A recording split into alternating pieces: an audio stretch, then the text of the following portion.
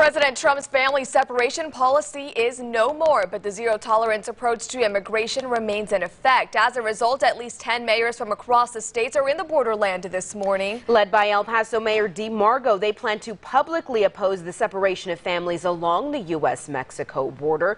News Channel 9 Today's Estefania Seifert joins us live to preview this morning's protest. Mayor Margo telling us this has been in the works since Monday after coming back from a mayor's conference in Boston. It was at that conference where he says he learned of other cities largely impacted by immigration issues also faced in El Paso. In fact, the U.S. Conference of Mayors unanimously passed a resolution during their 86th annual meeting last week against the separation of families. Austin's Mayor Steve Alder telling KTSM his city sends about $250,000 a year in assistance for immigrants and doesn't feel President Trump's recent executive order on the matter is enough.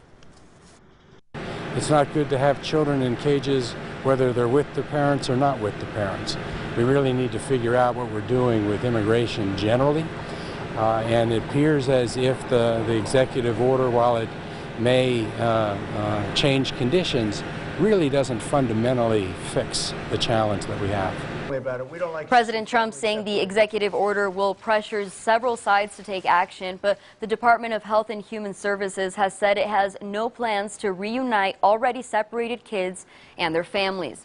Now, some of the mayors expected at 9 a.m. are coming from cities in California, Florida, and Georgia, to name a few. Coming up in our next half hour, I'll tell you the simple way Mayor Margo convinced his counterparts to pay a visit to the borderland. In the data center, Estefania Seifert, NC9 Today. Thanks, Estefania. Today's protest follows one by local school superintendents demanding